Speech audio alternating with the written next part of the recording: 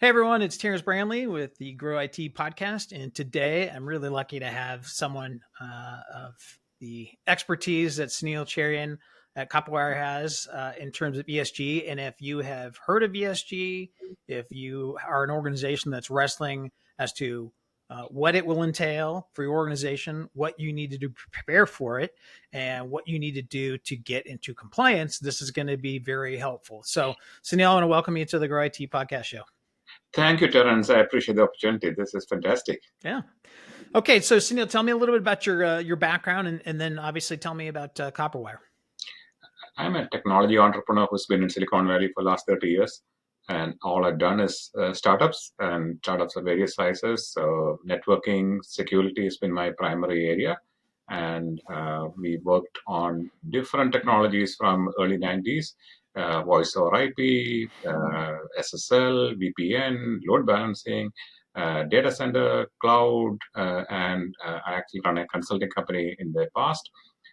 Been through three IPOs. So, what we started this company about 4.5 years back.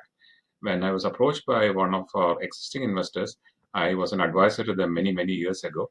And they came up with the idea that, hey, this blockchain technology is of interest to enterprises, but they don't know how to go beyond crypto. And a company called Apigee had been sold to Google Cloud at the time for about 675 million. They knew the founders, and Apigee had the vision that it was very hard for legacy applications and mainframes to do internet transactions, and e-commerce was booming at the time. They said we'll provide APIs on one side, APIs on the other side. Let us be the translation gateway in between.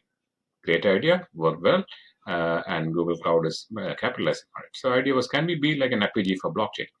Blockchain has other uses besides crypto, which is the immutability of the information.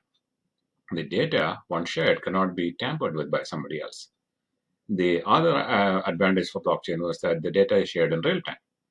Now, when the data is shared in real time, everybody who has access to it gets to see the information. Now, enterprises don't really want to put their private data on the public world. So we actually built out a permission ledger with encryption on top of the data with security and access controls. We allowed people to get past the privacy issue. In fact, the first privacy issue that we had to deal with is supply chains typically are built as multi-tier supply chains. So if you have one tier of supply chain, like a manufacturer, the first tier will not let you know even who the suppliers are in tier two. Tier two doesn't let you. I mean, you understand this because people don't want you to bypass their partners, right? Because if you know, they might squeeze you for pricing and things like that. So we solved for that by creating a secure solution that allowed people to share information, but selectively mask out some information, right? As we started building out end-to-end traceability solutions across supply chains, we found people really did not trust, is it really organic? How do I show to my customers that I'm actually doing organic? And then new regulations started coming in. And UFLPA passed last year, and the Uyghur Forced Labor Prevention Act.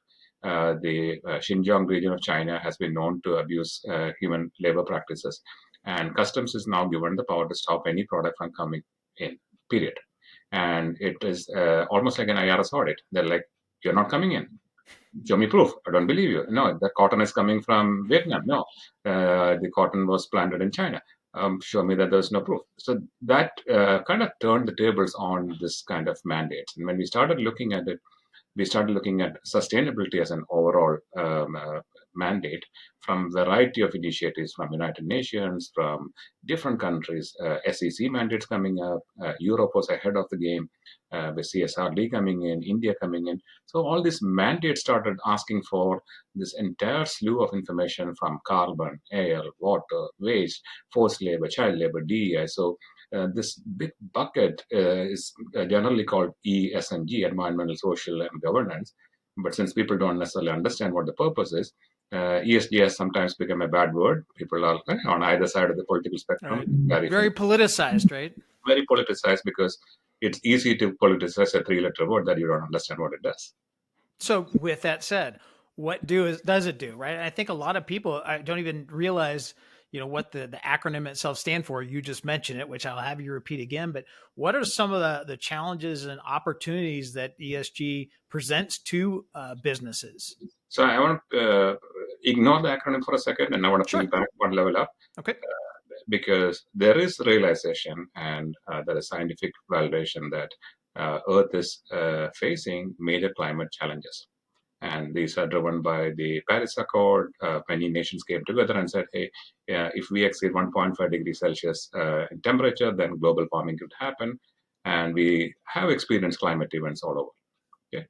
Now, if you say that, hey, I'm taking this man seriously, that Earth is actually at risk, and governments have come together and say, hey, I want to get EV vehicles in, like California says, by 2035.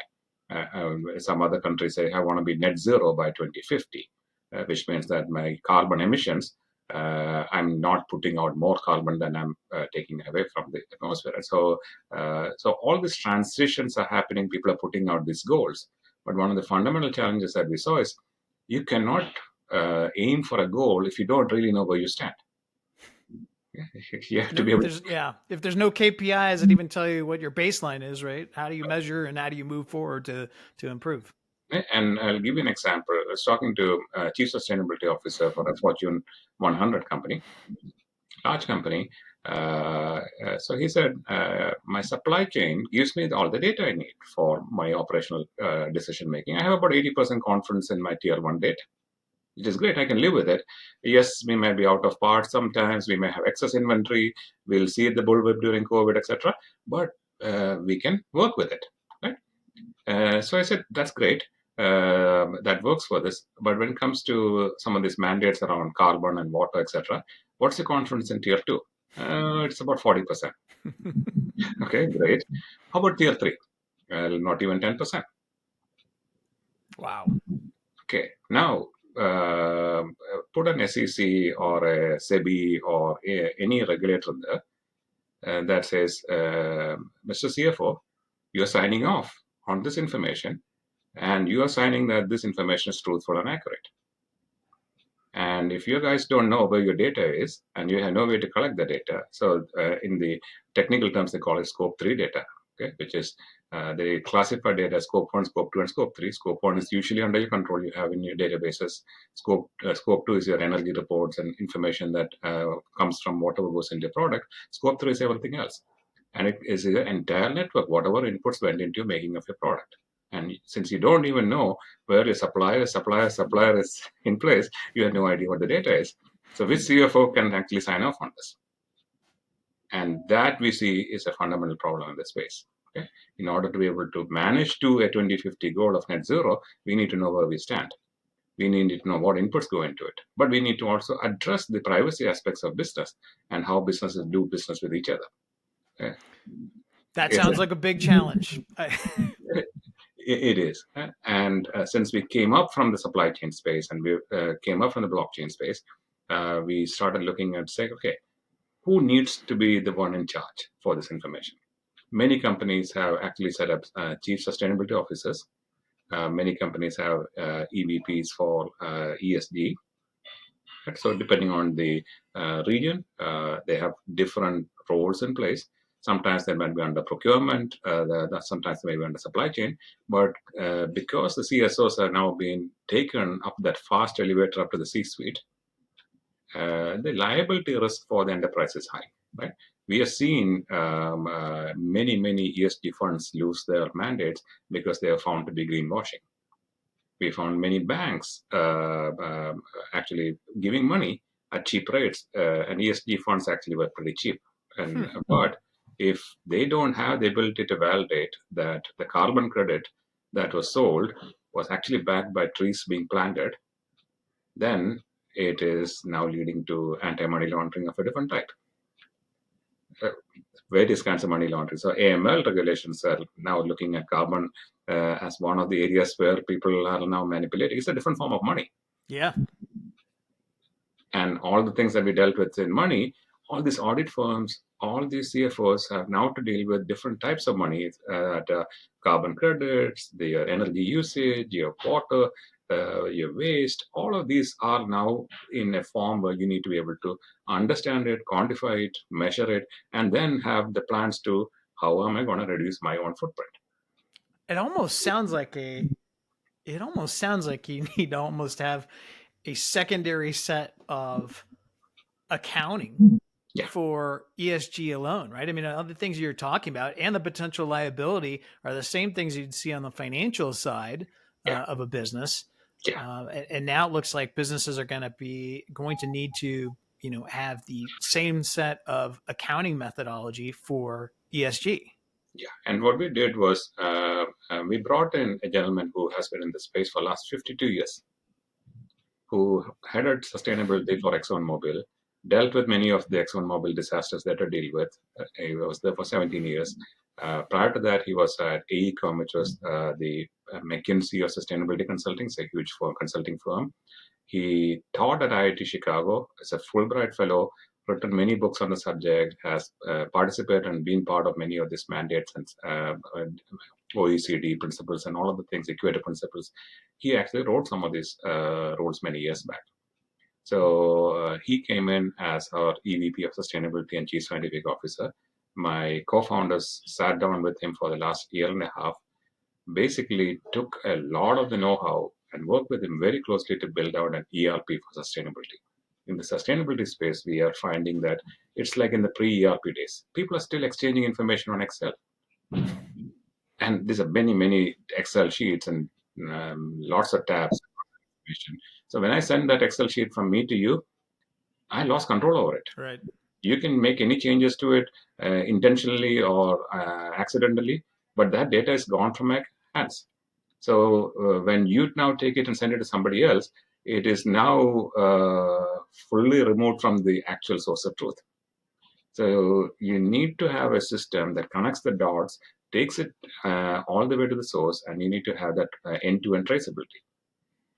And on top of it, then you need to be able to look at your carbon, water, waste, everything related to that function in one place. So your audit firms can understand these are different forms of things that they need to audit.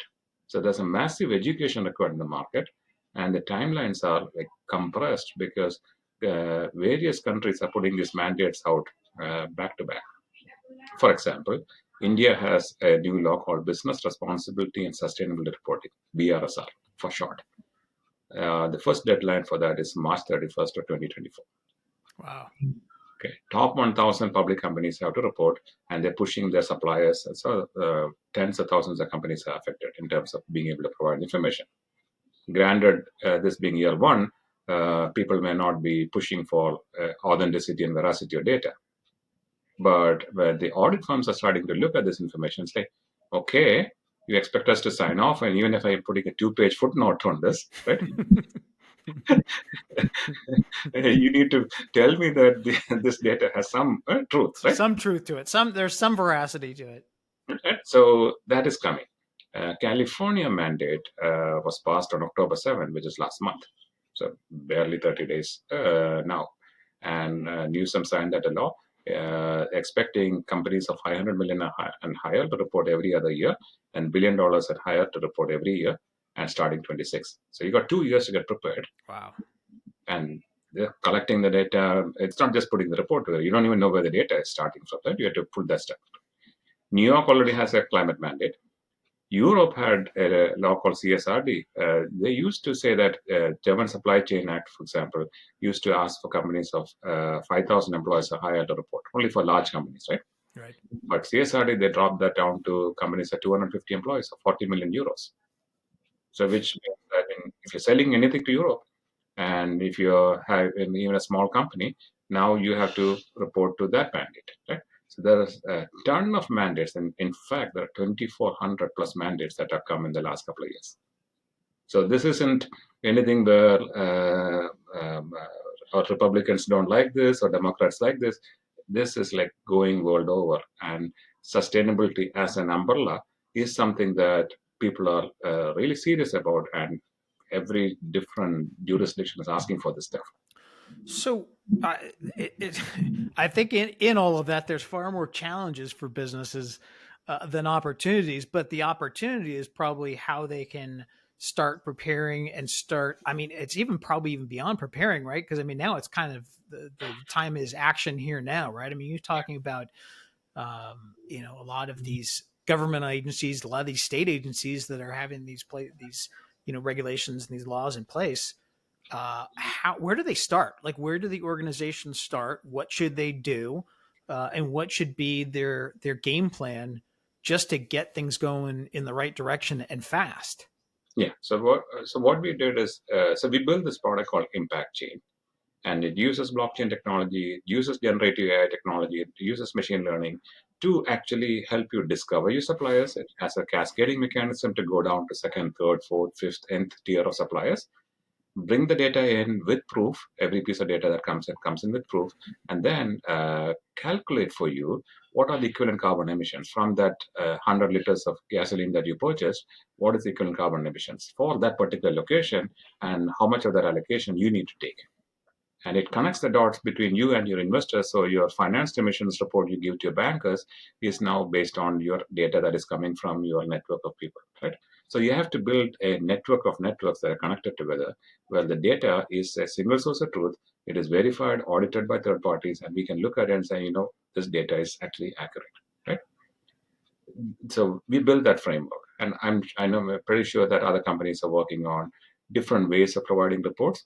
Our advantage, we believe, is that we can actually get at the source data and the truthful data, and the ability to present that and work with other companies in terms of SOX report, compliance reports, various kinds of reports. The IFRS standards, when we came in about a decade or so back, made that accounting standards become much more standardized around the world. So the Financial Account Standards Board also has now co-opted the Sustainable Account Standards Board (SASB). So their IFRS S1 and S2 are becoming standards. So the variety of different initiatives now they're getting standardized. But we built a platform where let's bring the data in, and then the CSOs get the reports out of it, the CFOs get the report out of it, the regulators get the reports out of it. Using the same data, we can generate different types of reports. Right? So we took a different approach on how to solve this problem. But it is something that I know many companies may not be aware of it today, because SEC mandate has not dropped yet. SEC has been in deliberations for more than a year and a half. Last day for taking inputs was June of this year. So any day this quarter, early next quarter, they're likely to say, okay, guys, this is the mandate starting 24 or 25. I shaking my head because I'm thinking, man, that is like, that's for large organizations, for, Fortune 500, Fortune 1000 companies. That's like tomorrow. That's not down the road, a 10-year time horizon to get there. That's tomorrow. And part of the challenge that we see amongst people is because the mandate's not here yet, a lot of the rank and file are not fully aware of what is coming. Right? So ESG reports have been put out on companies' websites. They're nice, pretty reports. Makes you feel good, right? Marketing departments put that out to make you look good. Right. Now the shift here is the CFO has to now sign off on an audit report signed off by your audit firms. That's the important part, right? Because that's where you start to get into the big L, right? The liability that can exist for a company, right? Because it's one thing when us marketing folks put a nice little pretty bow on things, right, and make things look great. Yeah. But the rubber meets the road when the P&Ls and the balance sheet comes out, and that's what you're talking about in terms of the auditing that will come into play with ESG. And I guess that's my question is, how, like, again, like I know that your approach, the Copperwire approach is different, and I would ask you, what is kind of the significant value that you see that you guys bring to businesses versus some of the other methods. But the other thing I want you to expand on is how do they, what should they do? Like, what are some good kind of next steps or initial steps maybe? They need to start putting their data collection frameworks together. They need to start studying the mandates in other countries because they're all similar in nature, right? So maybe a SEC mandate's not here yet, but you can start learning from the mandates happening in Europe, happening in New York, in California. So you can start getting familiarized with it. Start understanding what the audit firms are dealing with. Right? Some of the thought leaders in the space, they are putting out content around this. So people need to get into that learning process. That's number one. Number two, they need to start getting organized. And to get organized, they need to know who amongst their suppliers are ready to provide information. Okay, and what do you need to ask? And how do you get that information together? So they need to put those things together. So maybe they need to engage sustainability consultants or people who actually understand this to help them kind of transition this, right? Then they need to have a system like ours that allows them to collect the data and know that the data is collected is correct, right? Because we have spent many years in the blockchain space. We have seen implementations like Walmart's food trust implementation, which was fantastic. They took care of the food recall problem, which used to take about 2 weeks per store.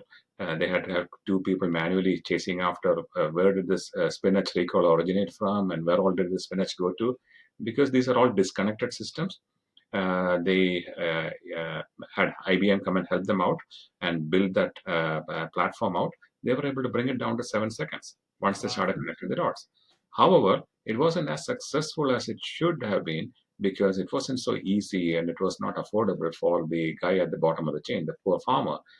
It is an onerous effort. So garbage in blockchain world lives forever, right? It's not garbage out, it lives forever.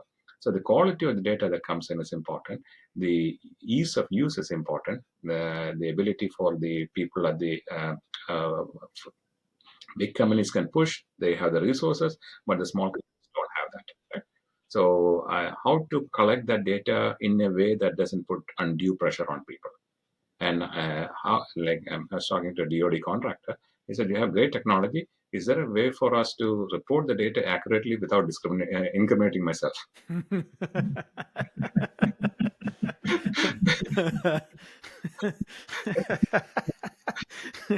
I'm laughing because it's true, right? I mean, it you know. And the technology does actually allow for you to be able to do that. And so there are new technologies like zero knowledge proof that allow me to do things like that. For example, if I went to a bar and asked for a drink, they look at my hair and say, "Oh, you must be over 21, right?" But if they ask you for a driver's license, all they really need to know is you're over 21. They don't need to know your name, you don't need to know your address, you don't need to know date of birth. None of that information is relevant to them, right? So so the only thing they need to know is, are you over 21, right? Similarly, all I need to know is the data that is being shared is actually accurate. I don't really need to know who is actually sharing the data, right? I need to know what inputs are gone into my product and what changes do I need to make and how to push that thing down my supply chain. If my supplier wants to protect their supplier, but if they're not compliant with our goals, then we need to push our suppliers to do that. I don't want to bypass my supplier to get to the people with the problem. My suppliers can deal with that. I can set the standards. So it's a cooperative network that has to be built. You cannot force this and drive it, but you have to build a mechanism that allows people to cooperate and share information in a way that, because end of the day, when we look at it, there are 4 P's that matter: people, planet, purpose, and profit. Your own profitability is often at odds with the profitability of somebody else. But if you look at profitability as a prosperity for all, and we approach this in a balanced approach, you take care of people. That's the S side, the social side of ESG. Planet, we know that if we don't do something, our oceans are actually getting into bad shape. Most water bodies are in bad shape, right? Our food is actually getting into a pretty toxic state. So we know we need to do something about it. So we have to start waking up and say, you know what? This is actually important for our whole survival as a species. And therefore, we are doing something that actually helps all of us by coming together. So the 4 P's is how we kind of look at it holistically. Does your platform enable it says you have it, you guys take a different approach to it. Does your platform, because it's using, I don't want to get too deep on the blockchain, but using the blockchain technologies, the architecture behind it, does that make it more cost effective for all of the tier 2, tier 3, tier 4 type suppliers that are down further, that normally it would make tracking these ESG initiatives too costly for them? Great question. And that is an often a criticism on blockchain technologies and implementations of this. What we have done is, like the APG concept that we discussed, we made it very simple for an enterprise to basically use a REST API and say, it's just an immutable database. Why do I care what is behind it? I just want to write the information, know that other people who are supposed to see the information with the right security privileges can read the information. and think of it as a big enterprise bus over the internet with the right security in place. I write the information, the right other people who are supposed to see it will pick it up. It is that simple. It doesn't need to be all this complicated crypto, all that stuff. Nothing is relevant, right? The only thing I care about is that data that I shared has not been tampered with. You maintain control over your database. I don't need your data. I only need to know that the data, the slice of data that you're sharing, is something that you will not be able to change after you shared, unless you and I agree that change is required, in which case we'll maintain a history. Oh, that data used to be 10, now it is 8. That's okay. You signed off, I signed off, it's okay. Change is real, so it's okay. But blockchain technology allows us to keep the history of the data along with the current state. Database technology only maintains current state. And database technology is your database versus my database. And I was talking to one large company, $40 billion company. They have 75,000 suppliers and a million SKUs, about 2,500 suppliers in tier one. But the kicker for me was there are 184 ERP systems inside the company Oh my because they've goodness. grown through acquisitions. So within the company, they don't have a single source of truth. And it is humans sitting there and trying to piece together information on Excel. I mean, we really need to have AI collecting the information, validating, and looking at this. And we have actually built generative AI models to inspect the data and validate the data. So the blockchain connects the networks, make sure the data is only the minimal information is put on blockchain. We're not putting the entire data. We're only putting the signatures on the blockchain to make sure that that data is notarized, so to say. Now, the data itself, once it is being shared, it is being analyzed using modern tools. And we need that heavy lift. Otherwise, we cannot really make this thing happen at a low enough cost for people. And we have done that simplification in technology. You had just mentioned. I mean, you're having conversations with executives probably every day about this. What are their concerns? What are their challenges? What is their outlook for this? We have had 200 plus conversations in the last 4 months with Wow. chief sustainability officers and the teams. And the fact that the data can be trusted is a big deal. It took me 30 seconds to have this conversation with Senator Davis from Illinois. And he said, "Can I get your card? I'm working on a climate bill and I want to have my team talk to you to understand that." He said, and then I sent him a note about the European banks getting disqualified on ESG because of greenwashing. He says, absolutely. So there is an awareness issue. Once people understand that you cannot trust the data that is signing up, then immediately the rest of the stuff becomes okay. You got it. Now the fact that you can bring all of the data that we need in one place to manage, that makes our life easier. So just being that early mover, we have the advantage of kind of trying to organize this space to create that equivalent of ERP for sustainability or a CRM SaaS product that makes it easy for. So instead of being a heavy duty ERP product, think of it more like a light cloud-based SaaS product that you can engage with. You can share data. You can bring your suppliers on. They can bring the suppliers on, and we can share data amongst it. So it's more of a cooperative ecosystem. Yeah, and that's actually was the next question I was going to ask you is kind of paint the picture or talk a little bit about the journey that a new client or a new prospect would take with you guys with implementing the platform and integrating suppliers and how how that would look for them. Yeah. So we are a product company, right? Right. We have consulting partners who are, let's say, strategy consulting in the sustainability space, Okay. sustainability consulting partners. Mm-hmm. They can help you figure out my water consumption needs to be reduced by 50% by 2025. However, my post-COVID, my business travel is now doubled, right? How I'm going to get this information in a way where, and I'm hiring people. My company is growing from 5,000 employees to 10,000 employees. So, which means my per capita water consumption is going up. But to reduce it by 50%, I really need to go down to 25%, right? So, I can't force people to use less water to that level, right? So, I had to have better technologies. So there are people who can come in and say, hey, how do I shift from coal to solar or wind energy, or do I buy from somewhere else, or do I install a new technology? So that is one piece of it. We work with consultants who have the expertise for that. Where we come in as a platform is we need to have a common infrastructure for you to record the data, collect the data. So we are that platform. We are a SaaS platform. As an enterprise, you get a portal, you get to log in, you get to use the portal. You get to also go downstream and invite your facilities, your offices, your suppliers to participate and start sharing information. And we take care of all of that behind the scenes, so to say, right? You don't even need to worry about it. It's not you don't even think there's a blockchain involved. Right? Data is provided, data is the proof is put on blockchain, so we know the data is being shared accurately. We also integrate a process very similar to like a USDA certification process. When you have a certification for organic certification, something, you go to the facility to verify the information, right? You do inspections. People have to provide it. Right? These are the chemicals that I use or have not used. All of the data has to be provided, but they go in and do spot checking and verification. So we have the mechanism for auditors to interact with the same source of data, and the audit firms can come in. We can actually send this data to your third-party certifiers, and then so they also operate on the same source of data. So we're kind of sharing the data back and forth of a single common ledger, and they're working off the same information. So if there's a problem, we're working cooperatively to fix it.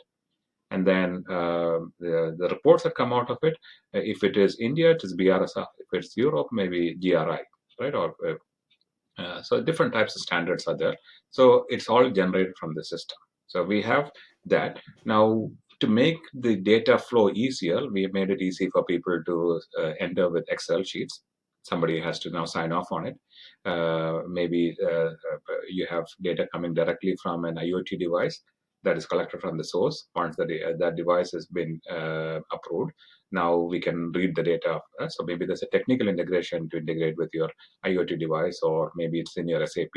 You need to pull the data from SAP. So maybe there's an API integration. Okay. So we have technical consulting capabilities to do that integration.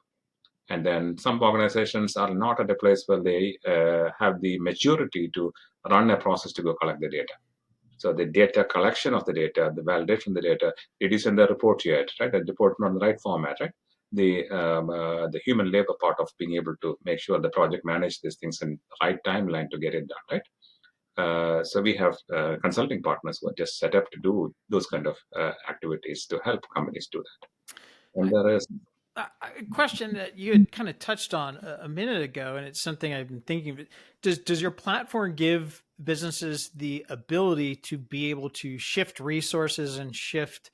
I'm thinking of this in terms of OpEx and CapEx, but for the ESG side, right? So you had used an example of water usage and realizing, well, we can't cut back for our water usage from 50 to 25%, right? So we need to find other ways, other areas. Is your platform give them the ability to do that too, to kind of deploy resources and figure out where they want to utilize their carbon credits and where to offset? Is it kind of like a accounting system that they'll be able to use to help them manage their business more effectively with respect to ESG? Yeah, so this is a platform that helps manage what you need to do, right?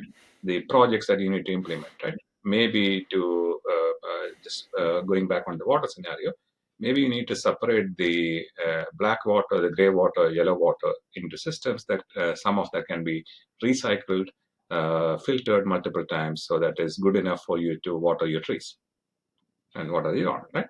And it can be done. And there are mechanisms available to actually detoxify what comes out of the waste that comes out of it, right? Now, that's a project. Maybe you need to change your air conditioning systems to a much more modern, more efficient system to reduce the carbon output, right? So we actually have a project management module in there to actually help you look at the projects. Okay, my goal is this much. These are the projects that are supposed to. This is the budget for it. This is how you manage that. So we kind of tie all these things together in one place to do this. Gotcha. Okay. Okay. So we've covered a lot of ground. What is a good next step? So if there's an executive who's watching this today and maybe he or her are squirming in their seat because they realize they're maybe behind the ball here, which I would be thinking. I'm putting myself in their position, and that's what my thoughts are. But what would be a good next step for them? Is it to reach out to you? Can you put them in touch with sustainability consultants? And what's a good next step for them? Reach out to us, come in through the website or email us, LinkedIn, and then we have sustainability consultants, data consultants, implementation consultants. We have the teams and the partners ready to help them.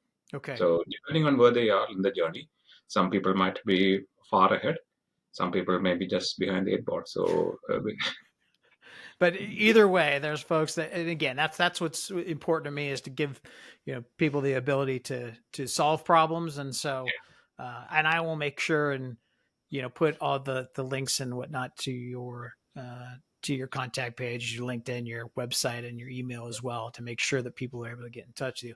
I've learned a tremendous amount. Part of it's kind of scary for me, to be honest. It just seems like there's a lot coming down the pipe in terms of compliance and regulation, and a lot for businesses to do, in addition to their main goal, which is trying to drive as much shareholder value as possible. But this is, whether you like it or not, and you think that there's politicization, it doesn't matter. It's coming. That's the message I hear from you, Sunil, is it's coming. I would add Dr. Ram, who is our Chief Scientific Officer. He says this much more succinctly. We are kind of moving from a shareholder primacy to a stakeholder primacy. So the stakeholders are more than just the shareholders. The stakeholders include your employees, include your partners, include the environment, because we as businesses, we operate at the mandates given by society. Right, based on that, right? So we have to do the right things by society in order for us to do. So we cannot just maximize our own profits at the expense of other people, right? So that shift is already underway. So the more we start thinking in terms of that holistic approach, better for everybody. Yep. Agree. Well, listen, this is going to be evolving. I'm going to have you back to talk about this, because this will be an interesting path to see, and the changes will be coming fast and furious. And this is not a one-time conversation. I would love to have you back and get more updates as we go. So, but is there anything you wanted to close with before we wrap up here?